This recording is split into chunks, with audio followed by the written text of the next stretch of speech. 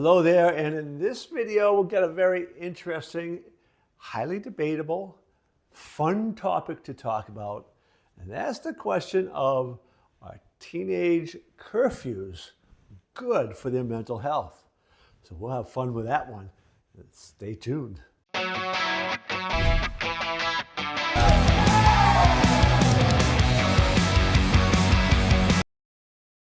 All right, if we're going to be having this kind of conversation about curfews and whether they are effective or ineffective, good or bad, one of the things we want to look at within that kind of broad topic is sleep and stress.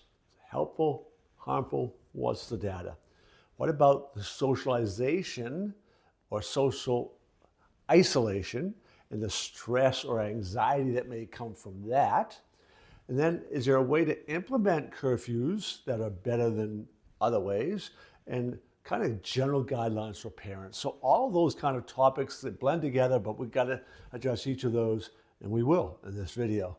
All right, so there's a lot to kind of unpack with this whole idea of curfews, and you're talking to somebody who didn't have one growing up, right? My parents trusted me to do what I need to do and take care of myself and be responsible. And for the most part, I emphasize for the most part, I didn't abuse that, all right? So taking that as kind of framing where I'm coming from, what we want to think about with curfews is what's the purpose of them? For some kids, having them takes the pressure off them. All right, they don't have to make the decision now. I need to be home because if I don't, I won't be able to use a car. I won't, these sort of curfew things. And they can kind of deflect that responsibility of decision making on their parents. And that can be very helpful and stress alleviating for some kids, right? For other kids, they feel like you don't trust them. And without that trust, there's tension going on with that relationship. So part of this whole idea of setting them and should you or shouldn't you begins with conversations with your child and beginning to understand the child, particularly as they get towards those driving years, all right? Once they can have access to cars and some of those more freedom operating things, that's when curfews, that conversation needs to kind of come through. And I've had conversations with other parents who talk about not necessarily needing rules, but operating under principles and really kind of talking to kids and helping them understand that, the responsibilities they might have to teams and friends and things like that, where self-curfewing yourself, you need to do because of responsibilities to other people. So those sort of conversations can really help set the tone. One thing, when we traditionally think of curfews, is about making sure you are home by a certain time. Part of this idea is you want to get a good night's sleep. And kids aren't always good at making decisions. In fact, there's statistics out there I've found fascinating for years that say the decision-making ability really isn't optimized till you're about 25 years of old. And the reason I always found that fascinating was our founding fathers set an age for becoming a member of the House of Representatives at 25 years. So I found that kind of coincidence, or was there something that they got about the human mind that maybe we miss? But that's part of this idea of curfews. I want to throw out there also, though, it's not just about being home on time, particularly when we're dealing with sleep.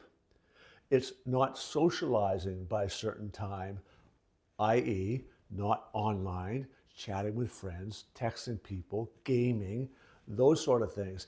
That needs to be considered part of any sort of curfew that you set.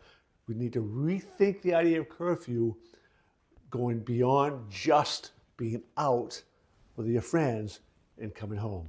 That's significant, but we also need to be thinking in terms of this in-house socialization aspect so you can get to bed on time and get a good night's sleep.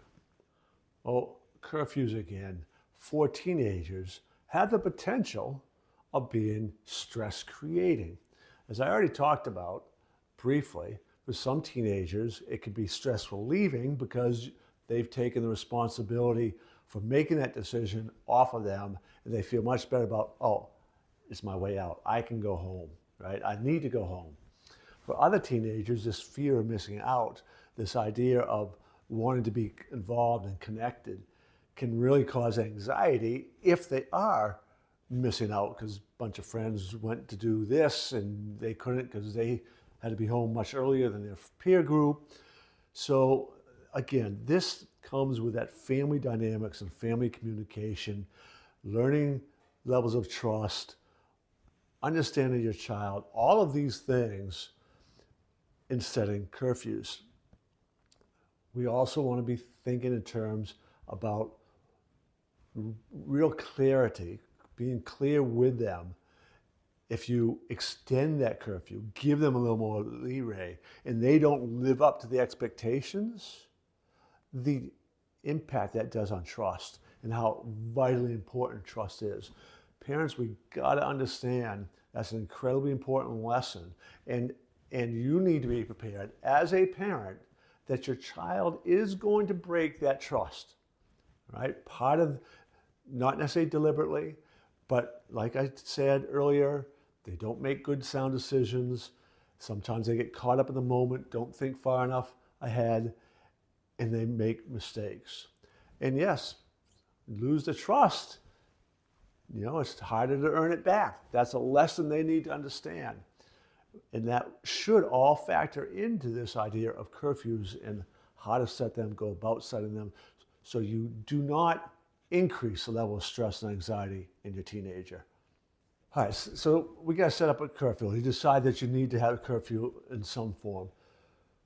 Having a conversation with your child at the appropriate age, talking about what your concerns are, is the beginning of the whole process. Your ultimate goal is to protect your child, to help your child, to help them manage their stress and their decision making and get the sleep that they need and avoid some of the potential risks that are involved.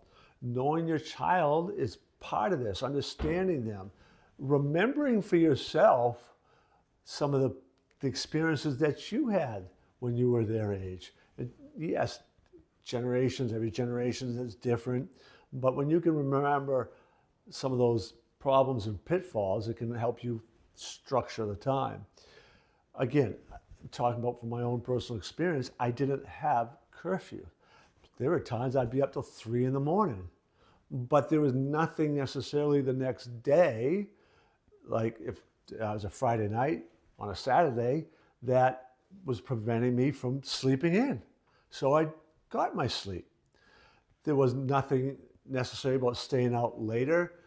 There was no indication from my parents that I wasn't really I wasn't getting into trouble, right? I wasn't causing problems out there in the community. We were hanging out with friends, having good time, listening to music, just being teenagers. But I wasn't pushing the envelope into areas that would cause alarms for them. So I didn't have to have a curfew. There was one time where I screwed up. Suddenly there was a curfew put on, but for a shorter period of time. That was a direct consequence of breaking that trust, all right? I earned it back, it came back. Those are some of those kind of guidelines and parameters that you want to be able to set up. Having a conversation with them and siblings can help them understand that maybe there's a slightly different rule for one than another. And if they can understand that through a conversation and help them bring them into this, expressing your concerns as a parent, this is what you're worried about, this is what you're seeing with their peers, this is what we need to avoid, then that conversation, and they help set them, you're more likely to get them to follow through. Understand it, live up to it. Those are the general guidelines for a parent in setting those and trying to establish what they are. And I do want to emphasize once again something I said earlier. It isn't just about curfew, about when you're out and about and getting home on time. You need to consider and talk about curfews around social media interactions and gaming and all that kind of thing that's going on for far too many kids late into the night. So be looking at that as well. Once again, we've come to the end of yet another video, and I'm going to encourage you, as always, to subscribe to my channel. Check out our other videos. In particular, you might be interested in the video, Are Smartphones Bad for Teenagers' Mental Health? So check that video out today, and I'll see you in the next one.